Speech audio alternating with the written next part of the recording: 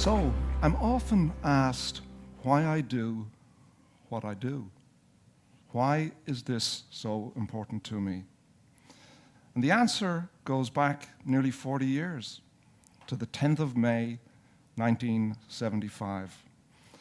I was out celebrating my 20th birthday with some pals, and I came home just after midnight, and I needed to go to the bathroom, as you do, after a few pints of Guinness. And I passed my parents' bedroom. The door was slightly open, the light was on. My dad was standing 5 yards away with his back to me. And I never said goodnight. I don't know why. I wish I had.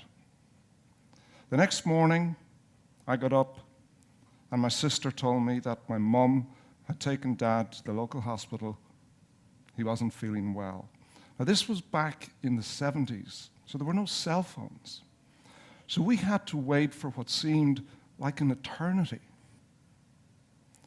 But eventually, a car rolled up, and it was kind of hidden behind a wall as I was looking out from the front room. And I was shocked when only my mum stood up. And as she turned to walk towards the door, I knew from her body language, I knew from her face that Dad wasn't coming home. He had died very quickly in the ER, and there was nothing they could do for him. It was a massive coronary, massive heart attack. He suffered from angina. He was on medication, so clearly that didn't work so well. He didn't smoke. He didn't drink.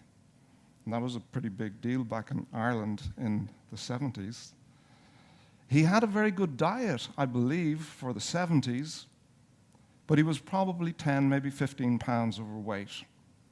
I think he was under a little bit of stress at work. But the one thing I know for sure is that he didn't exercise.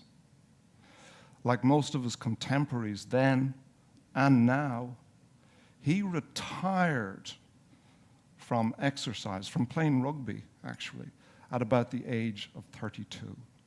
And for the next 15 years until he died, all he did was play the very odd game of golf and go for the occasional walk. And I believe that this inactivity, this relative inactivity, was a primary cause of his premature death. If only he knew then what I know now, things might have been different. You know, back in the 70s, we didn't know so much about health and we didn't know so much about fitness. We know a lot more now, though you wouldn't think it, based on the lifestyle of the average American. You know, that moment that I saw my dad for the last time is frozen in my mind as if it was yesterday. He'd be 86 if he was alive today. That's 39 lost years.